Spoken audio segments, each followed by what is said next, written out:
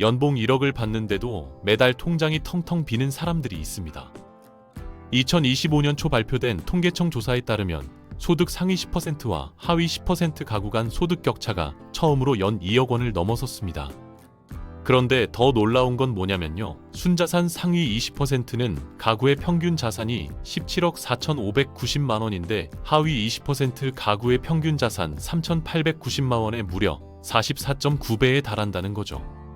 그리고 2025년 12월 현재 강남 아파트 전용 면적 84제곱미터가 60억 원에 거래되는 상황에서 연봉 1억을 받아도 서울에서 집 한 채 사기가 거의 불가능해졌습니다.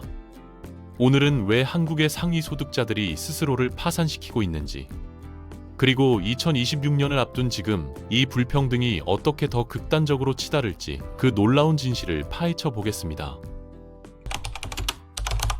물론 역사를 돌아보면 큰돈을 벌고도 순식간에 날린 사람들 이야기는 많았거든요. 하지만 그건 대부분 운동선수나 연예인, 복권 당첨자처럼 갑자기 벼락부자가 된 사람들 얘기였습니다. 짧은 시간에 엄청난 돈을 벌고 나서 그 돈이 영원히 들어올 거라고 착각하다가 망하는 거죠. 그런데 과거에는 은행 직원들이 이런 말을 했습니다. 연봉 1억만 넘어가면 웬만한 실수를 해도 자산이 쌓인다고요. 하지만 지금은 어떤가요? 국회 입법조사처가 2025년 10월에 발표한 자료에 따르면 한국 사회의 불평등은 더 이상 소득만의 문제가 아니라는 겁니다. 외환위기 이후 소득 불평등은 완화됐지만 자산, 교육, 건강 등 다차원 불평등이 심화됐다는 거죠. 특히 가구 자산의 75%가 부동산인 한국의 특성상 부동산 가격 변동이 자산 격차를 키운 핵심 요인이라는 게 확인됐습니다.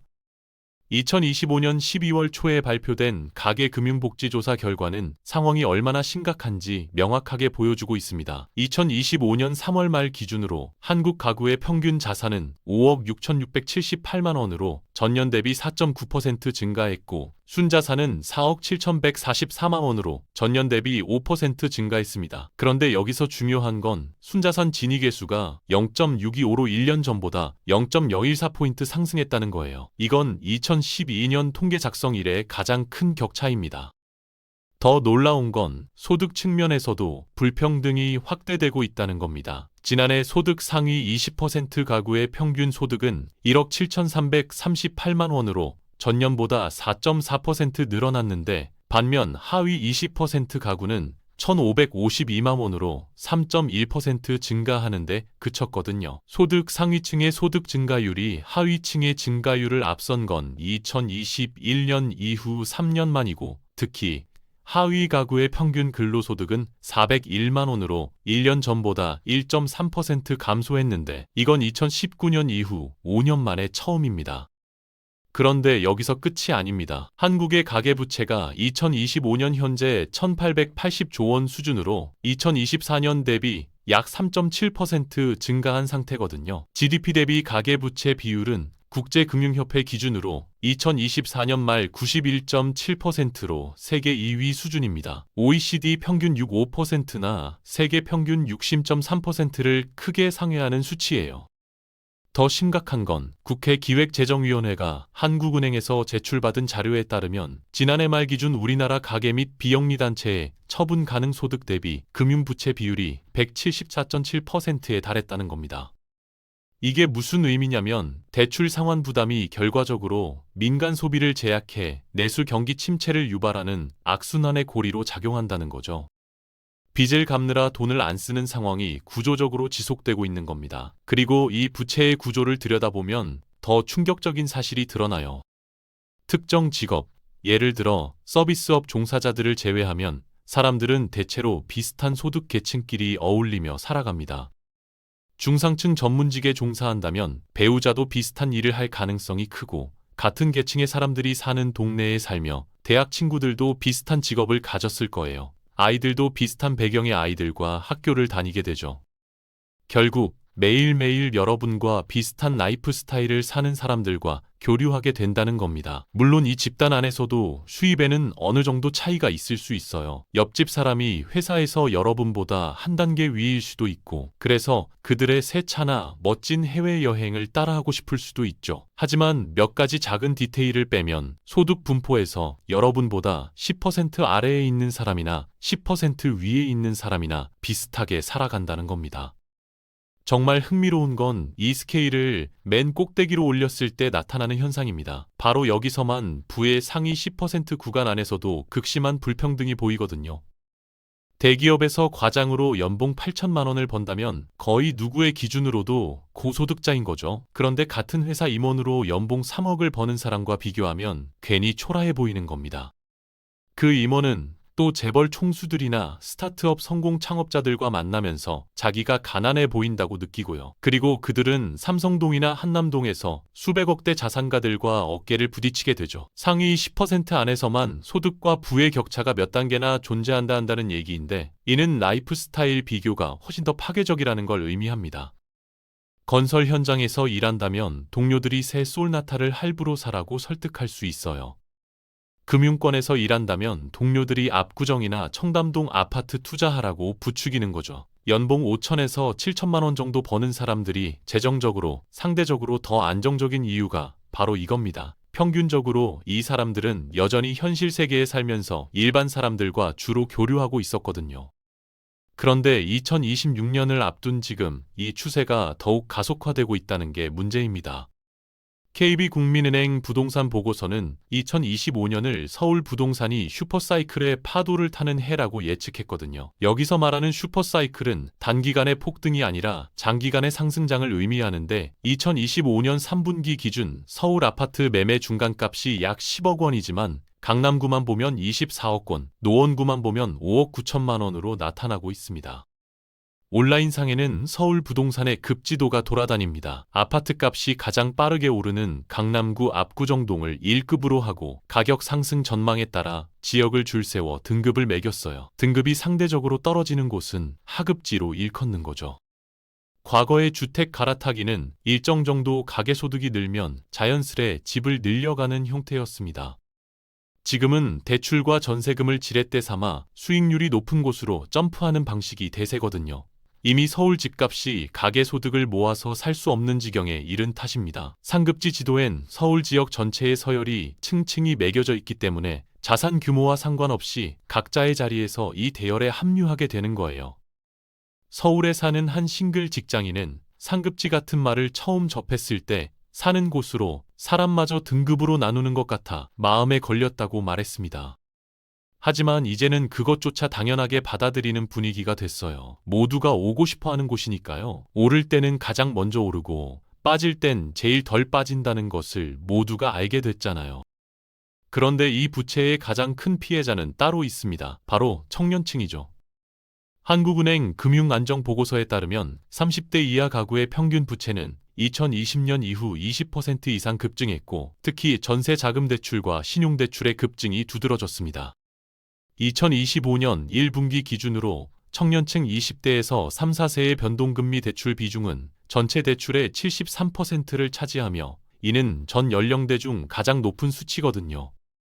특히 청년층은 신용 점수가 낮고 담보 여력이 부족해 고금리 대출에 노출되기 쉽습니다. 동일한 대출을 받더라도 이자 부담은 중장년층보다 더 클 수밖에 없다는 거죠. 더 심각한 문제는 이러한 빚이 자산 축적으로 이어지지 않는다는 점입니다. 청년층의 자산 비중은 전체 가계 평균의 3분의 1 수준에 그치며 주거 안정성을 확보한 비율도 낮아요.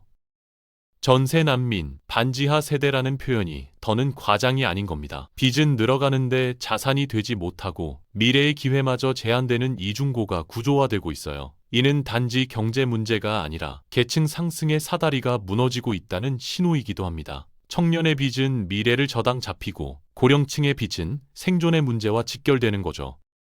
전 세계적으로 부의 집중이 더 심해지면서 한국도 같은 현상을 겪고 있는데 한국만의 특별한 점이 있습니다. 첫 번째는 완전히 웃긴 상황들을 만들어냈다는 거예요. 서울 여의도의 한 재건축 추진 아파트에 사는 사람이 있는데 오래된 아파트지만 10억 원 이상 올라서 이걸 팔고 신축 아파트로 얼마든지 이사할 수 있는 상황이라고 해요. 그런데 그럴 생각이 없다는 겁니다. 재건축 때 최대한 넓은 평수의 분양권을 확보해 압구정으로 점프하기 위해서래요. 구축 아파트에 살아 이익을 남기겠다는 이른바 몬테크 주민 셈이죠. 하지만 여기엔 더 중요한 뭔가가 있어요. 불평등은 항상 존재해 왔습니다. 그런데 2025년 말인 지금 한국 사회의 불평등은 긴급한 주의가 필요한 수준에 도달했거든요. 국회 입법조사처장은 외환위기 이후 소득 불평등은 완화됐지만 자산, 교육, 건강 등 다차원 불평등이 심화됐다는 국민 인식이 통계적으로 확인됐다며 이제는 부동산, 세제, 금융, 복지 등 정부 전 부문에서 불평등 완화를 정책 목표로 삼아야 한다고 말했습니다. 국제결제은행 BIS는 2005년 5월 보고서에서 한국은 다음 금융위기의 촉발 가능성이 높은 국가 중 하나라고 명시했거든요. 이게 단순한 경고가 아니라는 걸 보여주는 게 한국은행과 IMF, OECD 모두 한국의 가계부채 구조를 경고하고 있다는 사실입니다. 금융위기는 항상 시간차를 두고 나타나는데 아직 통계상 연체율이 급등하지 않았다고 해서 위험이 사라졌다고 볼 수 없는 거예요. 두 번째는 부자가 되는데 드는 비용이 폭발적으로 증가했다는 겁니다. 가장 명백한 예가 바로 사람들이 사는 도시예요. 자기 사업을 운영하거나 전문의가 아닌 이상 한국에서 연봉 1억 이상을 주는 직장이 있는 도시는 사실상 서울과 수도권 일부로 제한됩니다. 그런데 이 지역의 집값이 전 세계에서도 소득 대비 가장 비싼 수준이거든요. 강남, 서초, 송파 출퇴근 거리 내에서 평범한 가족용 아파트를 원한다면 최소 20억 원 이상을 내야 합니다. 여기에 30년 모기지를 끼고 소득세, 재산세를 다 내고 나면 실제 가처분 소득은 연간 3천만에서 4천만 원 정도 남게 되는 겁니다. 지금 여러분 생각을 알아요. 세금이랑 집값 다 내고 연간 3천만에서 4천만 원이 남는다고? 대부분 가정에겐 꿈 같은 얘기잖아. 맞습니다. 절대적으로 맞는 말이에요. 하지만 많은 고소득자들한테는 그렇지 않은 이유가 두 가지 있거든요. 첫 번째 이유는 아주 단순합니다. 높은 소득을 번다고 해서 돈 관리를 잘한다거나 심지어 머리가 좋다는 의미는 아니라는 거죠. 명문대를 졸업하고 대기업이나 전문직에 종사하는 사람들은 놀랍게도 체면에 이끌려서 그런 직업을 선택한 경우가 많은데 그들이 동료들 사이에서 뒤처지지 않으려고 기꺼이 빚을 진다는 걸 의미합니다. 세금과 집값 제외하고 3천만에서 4천 원이면 충분히 편안한 생활을 할 수 있어요. 하지만 강남 사는 친구들과 비슷한 라이프 스타일을 유지하기엔 부족하죠. 고소득 직업을 얻은 사람들은 이런 사치를 누릴 자격이 있다고 생각하는데 거기까지 가는데 보통 수년간의 치열한 입시 경쟁과 스펙 쌓기를 거쳐야 하기 때문입니다. 그러니까 그 모든 걸 통과하고 첫 진짜 직장을 얻으면 이제 자신을 대접해줄 시간이라고 생각하는 거예요. 이런 현상이 가장 흔한 직업군이 바로 의사, 변호사, 회계사 같은 전문직들입니다. 이들은 대부분 학창 시절부터 재정 교육을 거의 받지 못한 상태로 사회에 나오거든요. 어쨌든 이게 이들만 특별하게 만드는 건 아닙니다. 대부분의 사람들이 재정 책임감이 거의 제로니까요. 차이점은 평균보다 훨씬 높은 소득 때문에 이런 사람들은 처음부터 훨씬 더 큰 금융상품에 접근할 수 있다는 겁니다. 이 젊은 직장인들이 대학을 다니면서 이미 수천만 원의 학자금 대출을 지는 것에 익숙해진 상태라는 점을 더하면 은행이 그들에게 큰 주택 담보 대출과 자동차 할부를 추가로 팔기가 정말 쉬워지는 거죠.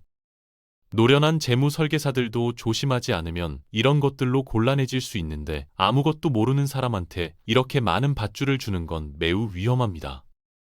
고소득자들이 자기가 생각하는 것만큼 똑똑하지 않다는 게 그들한테는 충격일 수 있지만 여러분한테는 그렇게 놀랍지 않을 수도 있어요. 그런데 여기서 더 심각한 문제가 드러납니다. 금융위원회가 2025년 2월에 발표한 가계부채 관리 방안을 보면 정부조차 이 상황의 심각성을 인지하고 있다는 게 명확해져요. 가계부채는 아직까지 관리 가능한 범위 내에 있으나 최근 금리 인하 기조, 주택시장 호조 등 가계부채의 증가세 확대 요인이 상존하고 있어 엄중한 경각심과 일관된 리스크 관리가 그 어느 때보다 중요한 시점이라고 밝혔거든요. 특히 주목할 점은 2025년 5월 가계대출 증가폭이 주택담보대출 위주로 4조 8천억 원에서 5조 6천억 원으로 확대됐다는 겁니다. 주택 거래량 증가세가 계속 이어지고 있어 면밀한 가계부채 관리가 중요한 시점이라고 강조했지만 정작 효과적인 해결책은 보이지 않는 거죠. 수도권을 중심으로 투기 수요 등 부동산 시장으로 과도한 자금이 유입되는 걸 막아야 한다고 하지만 실제로는 DSR 규제만 조금씩 조정하는 수준에 그치고 있습니다. 하지만 이런 사람들 사이에서 재정 파탄이 흔해진 세 번째 이유는 기업들이 이제 돈이 여기 있다는 걸 깨닫고 그들의 예산에 남은 공간을 채우려고 달려들었기 때문입니다. 고소득자들만을 위한 제품, 서비스, 경험의 수가 최근 몇 년간 폭발적으로 증가했다는 거예요. 20년 전만 해도 1억 원이 넘는 수입차는 몇 대 안 됐습니다. 오늘날은 2억에서 3억 원대 수입차가 흔하고 새로운 모델들은 5억 원을 훌쩍 넘기죠. 이건 명확한 예시지만 소득 상위 10%의 서민층 끝자락에 있는 사람들한테도 마찬가지입니다. 고급 호텔, 프리미엄 신용카드, 골프클럽 회원권, 명품, 해외여행, 심지어 고급 필라테스 센터와 유기농 식료품점까지 모두 엄청나게 부풀려진 가격으로 독점적인 서비스를 제공하도록 발전했거든요. 모든 고소득자가 이런 물건을 사는 건 아니고 사는 사람들도 전부 다 사는 건 아닙니다. 하지만 요점은 과시적 소비의 뷔페에서 선택지가 그 어느 때보다 많아졌고 연봉 1억으로는 예전처럼 여유로운 생활을 할 수 없다는 거예요. 자녀 교육비만 봐도 그렇습니다. 2023년 기준 소득 200만 원 미만 가구와 800만 원 이상 가구의 사교육비 지출 격차가 53만 5천 원으로 2017년 39만 원에서 크게 늘었거든요. 국가장학금 신청자로 파악한 서울대, 고려대, 연세대의 고소득층 비율은 2012년 33.8%에서 2024년 48.9%로 늘어났습니다. 이게 의미하는 건 명확해요. 돈이 있는 집 아이들만 좋은 대학에 갈 수 있는 구조가 더욱 공고해지고 있다는 거죠. 그리고 이 아이들이 좋은 대학을 나와서 고소득 직업을 얻으면 다시 같은 패턴이 반복되는 겁니다. 고소득 가구 예산이 이렇게 강하게 타깃이되는 유일한 이유가 평균 소득 가구의 예산이 이미 최적으로 착취당했기 때문이라는 겁니다. 각종 종류의 소비자 부채와 물가 인상 사이에서 대부분의 사람들은 더 줄 게 별로 없는 상태고 이는 기업들이 수익을 늘리려면 거의 고소득층 시장으로 올라갈 수밖에 없다는 걸 의미하죠. 그런데 2025년 말인 지금 한국개발연구원 KDI의 최신 데이터는 더 충격적인 사실을 보여줍니다. 2024년 상반기에만 103조 원의 관리 재정 수지 적자가 발생했다는 거예요. 국세 수입이 지난해 상반기보다 10조 원 적게 들어왔는데 지출은 20조 원 늘었기 때문입니다. 법인 실적 부진으로 지난해에 이어 올해도 대규모 세수 결손이 예상돼 하반기에는 재정 적자가 더욱 확대될 수 있는 상황이죠. KDI 연구에 따르면 인구 구조 변화에 따른 복지 수요 확대로 2060년에 국가 채무가 GDP 대비 144.8%까지 상승할 것으로 전망됩니다. 결국에는 우리 경제의 누군가는 국가 채무에 대한 원금과 이자를 갚아야 하며 아마도 미래 세대의 부담이 고스란히 전가될 가능성이 높다는 거죠. 저출생, 고령화에 따른 부양 부담을 지게 될 미래 세대에게 양호한 재정 건전성을 물려주는 것이 최소한의 도리인데 지금 추세로는 그게 불가능해 보입니다. 더 놀라운 건 한국의 조세 정책을 통한 소득 재분배 효과가 OECD 최하위 수준이라는 겁니다. 한국의 개선율이 20%를 밑돌아 OECD 평균인 32.0%에 크게 못 미쳤거든요. 개선율이 30%가 넘는 일본 34.1%, 독일 37.9% 등과 비교해 소득 불평등 개선에 있어 정부 역할이 미미한 셈입니다. 2022년 OECD 자료를 보면 시장소득 진위계수와 가처분소득 진위계수를 비교한 진위계수 개선율이 우리나라는 센준 힐개 나라 중 28위에 그쳐 정부의 재분배 역할이 크게 부족함이 드러나거든요. 결과적으로 진위계수는 가처분소득 기준으로 2023년 0.323에서 2024년 0.32로 높아졌고 소득 5분위 배율은 5.72배에서 5.78배로 증가했습니다. 상대적 빈곤율도 14.9%에서 15.3%로 늘었어요. 이처럼 자산 상위권으로 가는 사다리 역할을 하는 소득에서마저 고소득 가구의 소득 증가 속도가 저소득 가구보다 빨랐다는 겁니다. 한국 사회는 자산과 소득 양쪽에서 모두 부의 불평등 현상이 심각한 사회라는 방증이죠. 특히 2017년 현재 20세 이상 성인 중 소득 상위 10% 집단의 소득 비중은 50.6%로 주요 자본주의 발전 국가 중 가장 높습니다. 10명 중 1명이 전체 소득의 절반을 가져가고 다른 9명이 나머지 절반을 나눠 갖는 사회가 된 거예요. 고소득 가구들이 이제야 압박을 느끼기 시작한 건 다른 모든 사람들이 이미 철저히 착취당했기 때문이에요. 그리고 마지막으로 가장 중요한 단서는 이런 고소득 가구 중 많은 수가 장기적으로는 여전히 괜찮게 끝날 수 있다는 겁니다. 그들의 월급날만 기다리는 생활이 아직은 다른 모든 사람들의 것과 같지 않거든요. 서울에서 주택담보대출 상환에 어려움을 겪는 것이 월세 내기 힘든 것만큼 재정적으로 스트레스를 줄 수 있어요. 하지만 30년 후에 그 사람들은 서울 한복판에서 완전히 대출을 갚은 집을 소유하고 있어야 하는 겁니다. 고소득 직장인들은 또한 회사가 지원하는 퇴직연금이나 스톡옵션 같은 혜택을 받는데 이런 건 생활비를 충당하느라 1년 내내 빠듯하게 살더라도 예정된 목돈을 제공할 수 있거든요. 하지만 청년층은 다릅니다. 그들의 빚은 자산이 되지 못하고 있어요. 30대 이하 청년층의 자산 비중은 전체 가계 평균의 3분의 1 수준에 그치며 전세난민이라는 표현이 더 이상 과장이 아닌 현실이 됐습니다. 빚은 늘어가는데 자산이 되지 못하고 미래의 기회마저 제한되는 이중고가 구조화되고 있는 거죠. 부의 불평등과 소득 불평등은 함께 움직입니다. 높은 소득을 벌면 낮은 소득을 가진 사람보다 더 빠르게 부를 쌓을 수 있으니까요. 하지만 2025년 말인 지금 우리가 보는 건 엄청난 부동산 가격 상승 덕분에 여러분이 소득으로 부를 쌓는 속도가 다른 사람들이 부로 소득을 창출하는 속도보다 여전히 느리다는 겁니다. 소득 불평등이 커지고 소득 안정성이 떨어지면서 부양 위험이 높아졌습니다. 부양자의 위험도 피부양자의 위험도 커진 거죠. 대체로 상위 10% 집단은 혼자 벌어 3인 가족, 4인 가족을 혼자 부양할 수 있는 정도의 소득을 벌어들이는 사람들로 여겨지는데 이들에게 소득이 집중되면서 나머지 계층의 경우 가족 형성에 따른 부담이 상대적으로 더 커졌다고 볼 수 있습니다.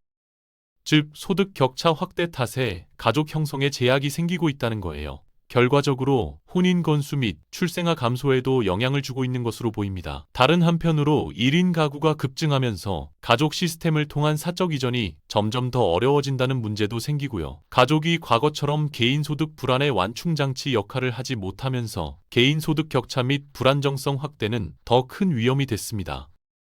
자본주의 시장 경제가 미덕으로 내세우는 능력에 따른 공정한 시장 경쟁과 독립적인 개인들의 사회는 상위 10% 집단만이 독주하는 체제에서는 이루어지기 어렵습니다. 부양자 및 잠재적 부양자들 사이에는 상위 10%에 들기 위한 극심한 경쟁이 벌어지게 되고 피부양자들은 부양자 및 잠재적 부양자에 대한 의존성이 훨씬 더 심해질 수밖에 없는 거죠.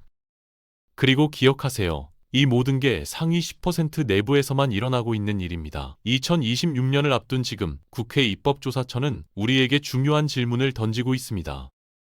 한국 사회가 부동산, 세제, 금융, 복지 등 정부 전 부문에서 불평등 완화를 실행할 정치적 의지를 소집할 수 있을까요?